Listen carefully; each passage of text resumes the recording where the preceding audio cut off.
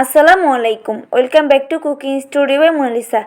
আজকে আপনাদের সাথে অসম্ভব মজাদার দুধ পিঠা রেসিপি শেয়ার করব।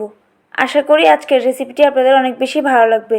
রেসিপি ভালো লেগে থাকলে প্লিজ একটি লাইক দিয়ে দিবেন এবং আপনি যদি চ্যানেলে নতুন হয়ে থাকেন অবশ্যই চ্যানেলটি সাবস্ক্রাইব করে দিবেন। প্রথমে আমি পিঠার জন্য ব্যাটারটা তৈরি করব। তার জন্য নিয়ে নিচ্ছি 1.5 কাপ ভেজা চালের গুঁড়া।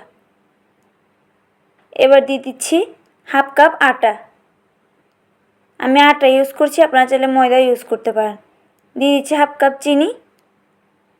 এবার দিচ্ছি 1/4 চা চামচের মতো লবণ। এবার শুকনো উপকরণগুলো একসাথে খুব ভালো করে মিশিয়ে নিচ্ছি। এবার উষ্ণ গরম পানি দিয়ে ব্যাটারটা তৈরি করে নিব।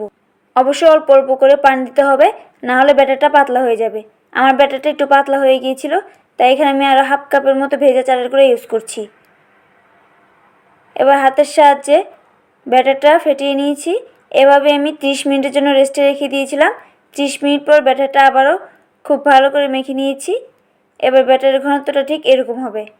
এবার পিঠাটা তৈরি করার জন্য তেলটা খুব ভালো করে গরম করে চুলার আঁচ মিডিয়ামে রেখেই পরিমাণ মতো ব্যাটারটা দিয়ে দিচ্ছি।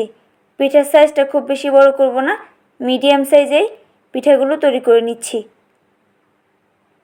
এক এক করে সেমভাবে সবগুলো পিঠা আমি ভেজে নিব। পিঠাগুলো ভেজে নেওয়া হয়ে গেলে এবার আমি দুধের শিরাটা তৈরি করব। তার জন্য এখানে আমি নিয়ে নিচ্ছি 750 ml তরল দুধ। দিয়ে দিচ্ছি 2 টুকরো দারুচিনি, 2টা তেজপাতা। এবার দিয়ে দিচ্ছি ছোট চায়ের কাপের 1.5 কাপ চিনি। চিনিটা দিয়ে 2-3 মিনিট জাল করে নেওয়ার পর চুলাটা অফ করে দিব। চুলাটা অফ করে আমি এক এক করে পিঠাগুলো দিয়ে দিচ্ছি। পিঠাগুলো দিয়ে এপিঠ ওপিঠ উল্টে দিচ্ছি। এভাবেই আমি ঢাকনা দিয়ে ঢেকে রেখে দিয়েছিলাম, তবে আপনারা ঢাকনা দিয়ে ঢাকার প্রয়োজন নেই। ঢাকনা দিয়ে ঢাকলে পিঠাগুলো খুব বেশি নরম হয়ে যায়, তার কারণে আমার পিঠাটা একটু ভেঙে গিয়েছিল। আপনারা ঢাকনা দিয়ে ঢাকা ছাড়াই 2 ঘন্টার মতো ভিজিয়ে রাখলেই পিঠাটা তৈরি হয়ে যাবে। এর চেয়ে বেশি ভিজিয়ে রাখার প্রয়োজন নেই, এতে করে পিঠাটা ভেঙে যেতে পারে। আপনারা কাটা দেখে নিশ্চয়ই বুঝতে পারছেন পিঠাটা কতটা বেশি নরম তুলতুলে হয়েছে। আপনারা রেসিপিটা একবার হলো বাসায় ট্রাই করে দেখবেন।